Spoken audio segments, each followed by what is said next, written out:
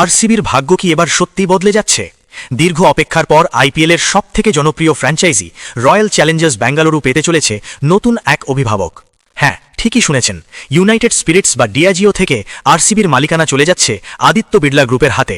আর এই বিশাল সাম্রাজ্যের হাল ধরছেন তরুণ উদ্যোক্তা এবং প্রাক্তন ক্রিকেটার আর্যমান বিক্রম বিড়লা। আজকের ভিডিওতে আমরা জানব এই 16,600 কোটি টাকার চুক্তির পেছনের গল্প এবং আর্যমান বিড়লার আগমনে আরসিবিতে কি বদল আসতে পারে।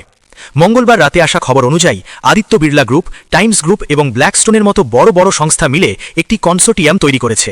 তারা প্রায় $1.78 বিলিয়ন বা 16,600 কোটি টাকার বিনিময়ে আরসিবির 100% মালিকানা কিনে নিচ্ছে। কিন্তু সবার নজর একজনের ওপর, তিনি হলেন আর্যমান বিড়লা।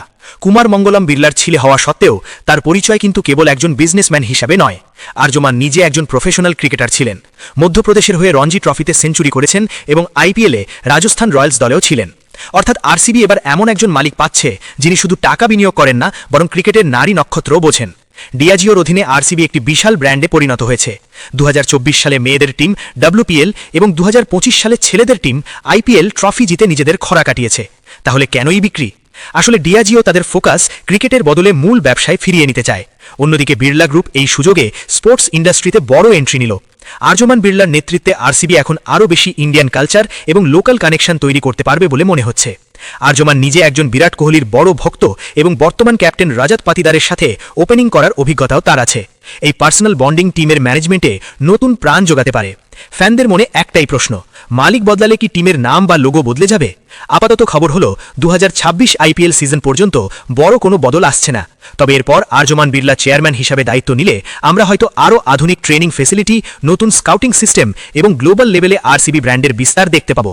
সবচেয়ে বড় কথা, একজন ক্রিকেটার যখন মালিকের চেয়ারে বসেন তখন খেলোয়াড়দের মানসিক স্বাস্থ্যের দিকে বাড়তি গুরুত্ব দেওয়া হয়।